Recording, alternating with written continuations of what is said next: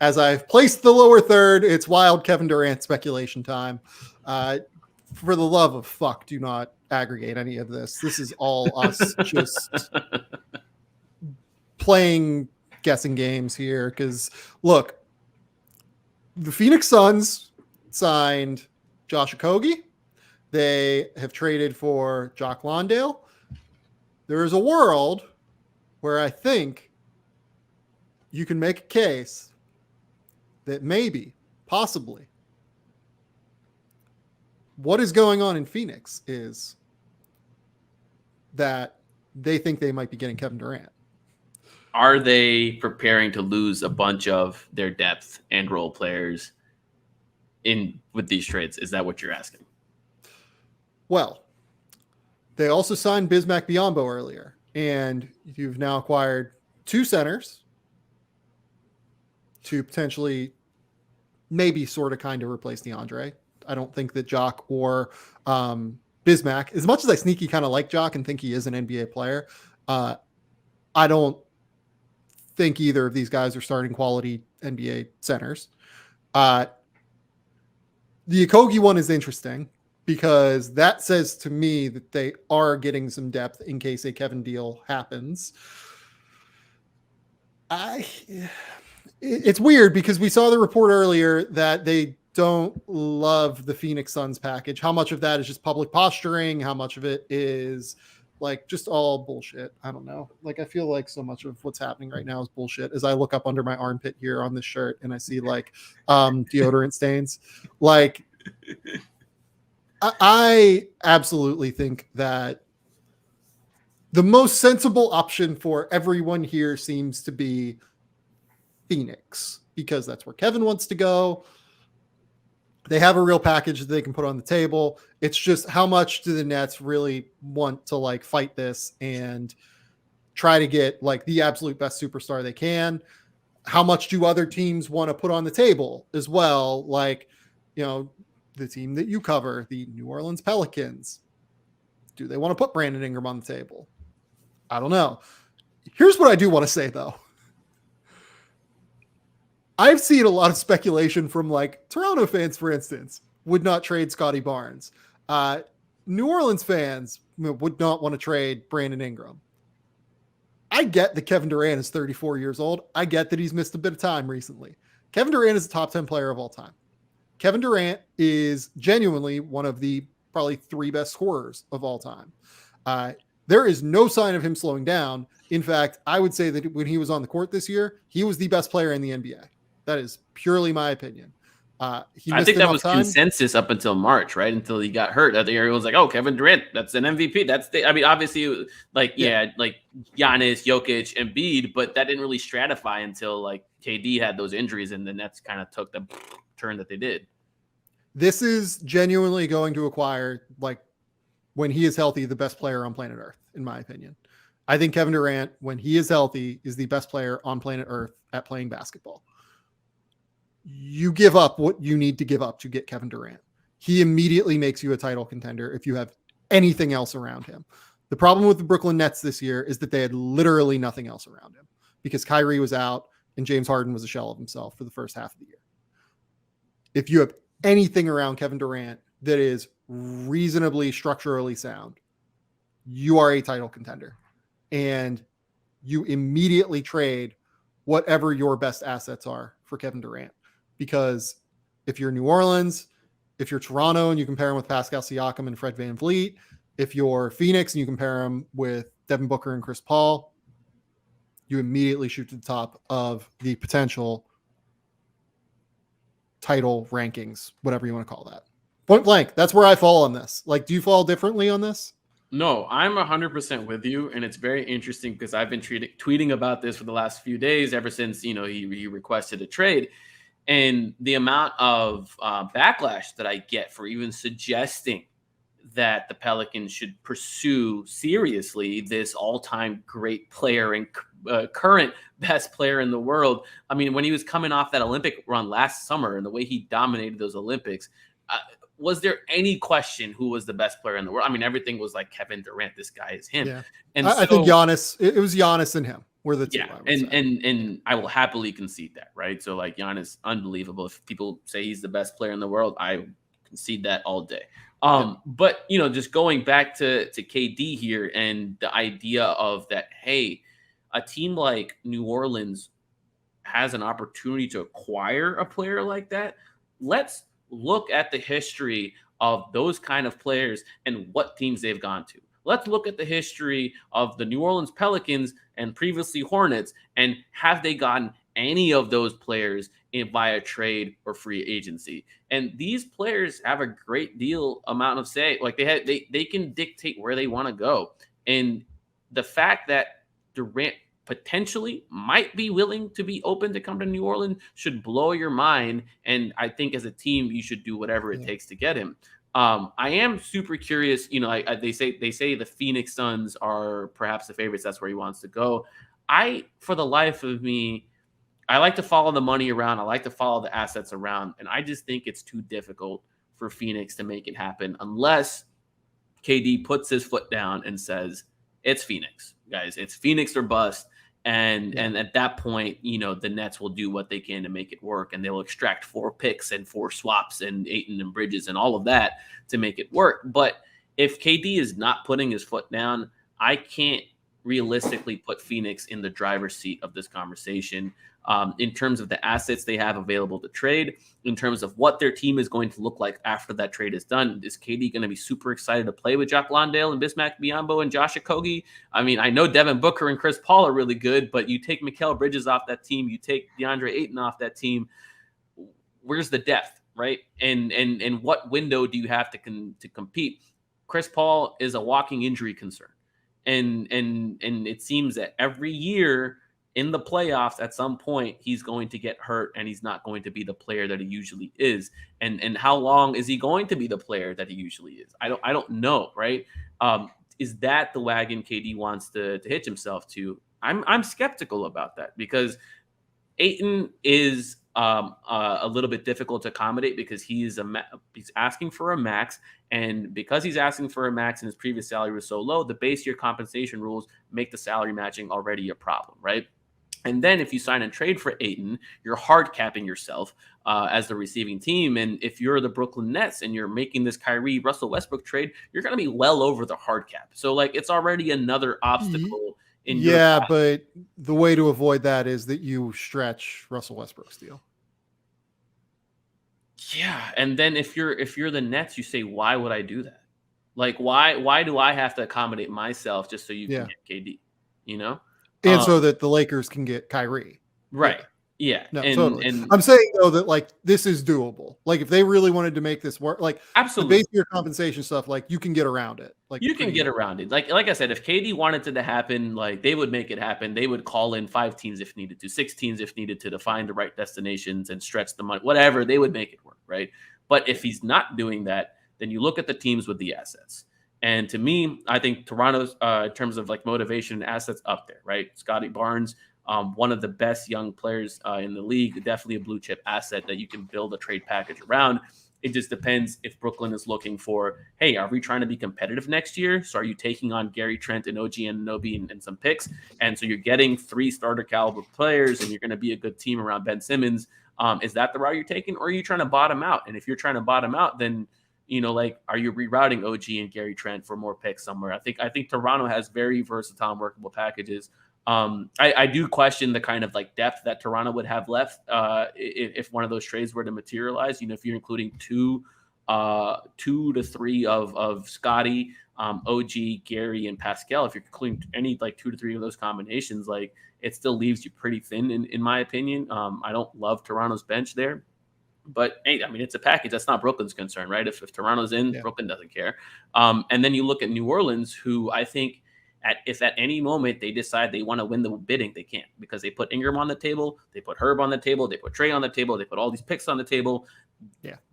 Between the combination of young players and picks and having the straight up best player that a team could build a trade package around. I don't think it should be arguable that Ingram is better than Ayton or Ingram is better than Scotty Barnes. The only case would be Scotty. I think that there is a real case to be made that Scotty Barnes is a better asset than Brandon Ingram, if only because of the team control that Scotty Barnes has left on his deal. Yes. Right. Brandon Ingram is a better player than Scotty Barnes right now. Brandon Ingram, for me, is like, I think he's a top 20 player in the league, and I think he's like the most underrated player in the NBA. But I also am cognizant that he has 3 years left and Scotty has 8 years left, essentially, on the deal. And Completely. Depending on what you're looking for from an asset perspective, like you brought up before the show too, the Scotty and Ben Simmons fit is perilous, let's say. Yeah. It's not an incredible ideal, but I don't know. Like it's complicated. I agree with you that the two best assets for sure that could be on the table here, and this comes from the fan essentially of like the fucking train conductor of DeAndre Ayton hype train. The two best assets on the table are Brandon Ingram and Scotty Barnes. Right. That's why I said in the podcast with Alex that we recorded yesterday, or 2 days ago, I guess now, that I thought he thought New Orleans and I thought Toronto were the two best teams. Yeah. I think that's what it comes down to. Like, I think that those are the two best. I'm with you. And I think it comes down to who sort of blinks first, right? Who puts their trump card on the table first? Because I think neither of those teams are going to put Scotty or Brandon on the table from the get-go. They're going to try to make it work. When you first approach Brooklyn, if you're New Orleans, you're probably offering salary and all of those Lakers picks, all of those Milwaukee picks, in addition to New Orleans' own picks that they have full control of in the future, plus their pick of young players, right? There is Dyson Daniels, who they just drafted. There is Trey Murphy. There is Herb Jones. If you're New Orleans, you're wanting to bring in Kevin Durant to play with CJ, to play with Zion, and to play with Brandon. That's your super team. Right. That's who you want. And so to me, it's like, who's going to blink first? Who's going to put their trump card on the table first? And then what does the package look like in terms of that trump card? So when the Anthony Davis negotiations were happening back when the Pelicans had to trade him, when they were talking to Boston was the rival for the Lakers trade.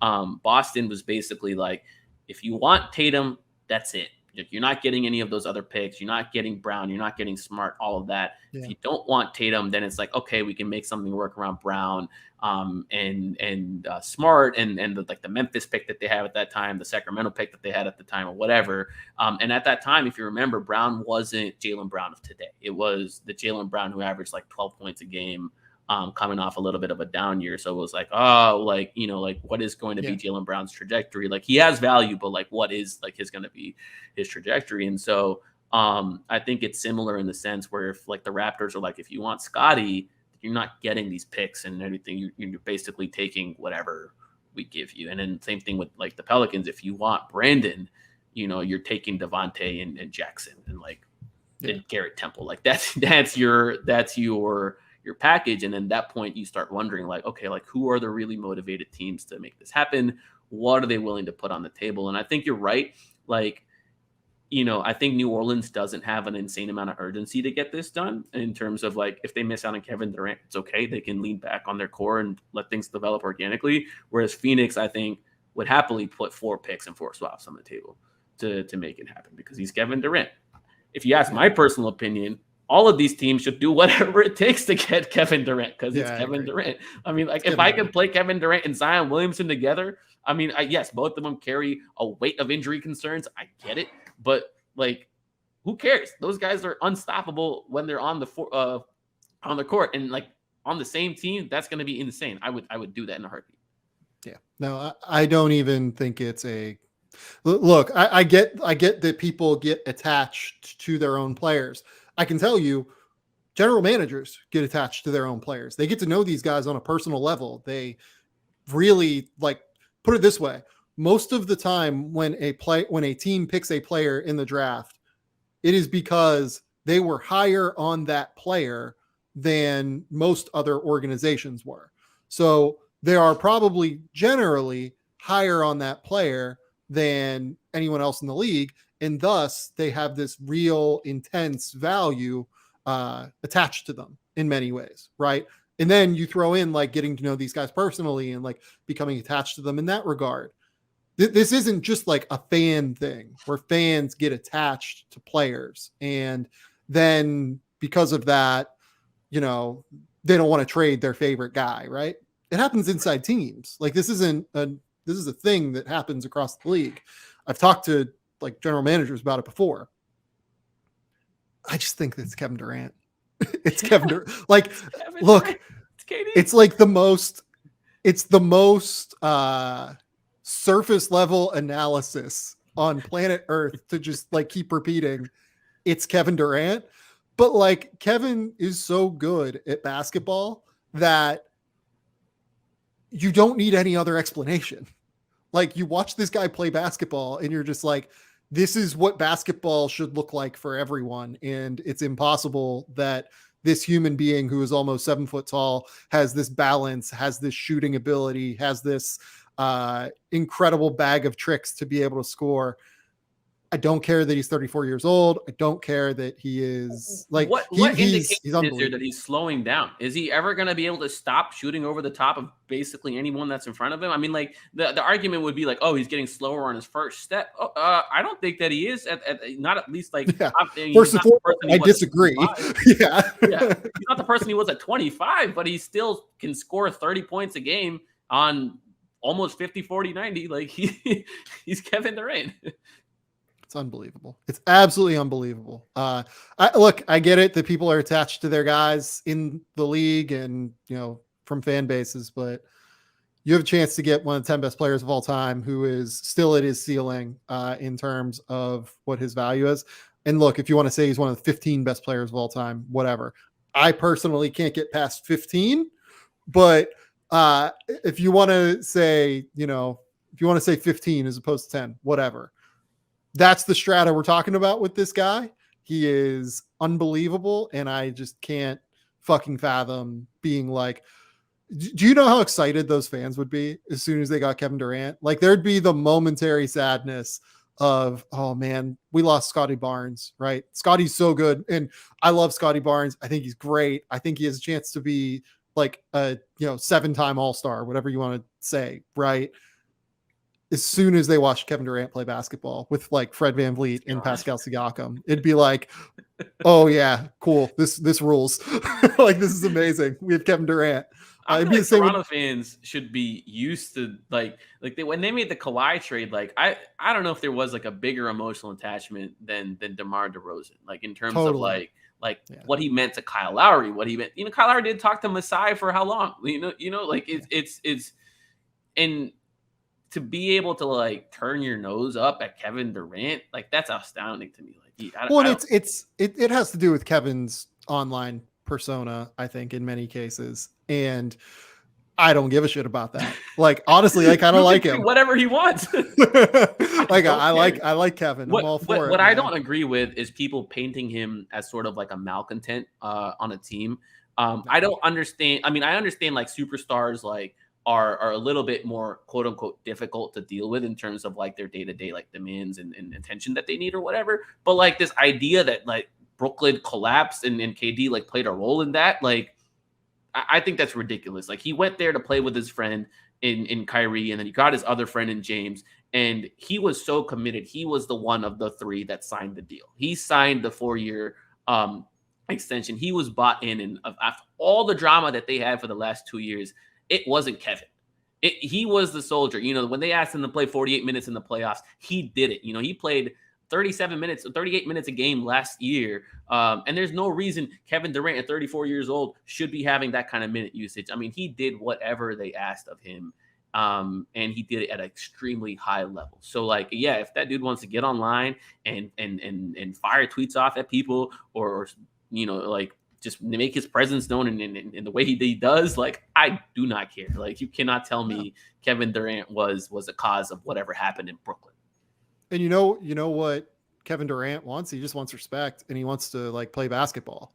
Like, yeah, that's like the easiest guy in the world to fit around. Like Kevin Durant wants to hoop, and he wants the respect that in my opinion, he is well afforded. This is a no-brainer. Also, Kevin Durant fucking rules. I don't think the perception of Durant on Twitter is reflective of Durant's actual perception globally and amongst casual fans. Like Twitter is I not agree with that reflective too. of the Completely. real world. And so like, yes, all of these like fans who were like just crazy disrespectful, honestly, online to KD. I do not believe like, like the average fan, like the second KD is traded, no matter what team he's on, those arenas are selling out. Those jerseys are selling out. Those shoes are going to be everywhere on those city streets. So like, I think there is an enormous amount of like, also like economic opportunity for the city that trades for him in terms of like the business and attraction and like all of that stuff that he's going to bring.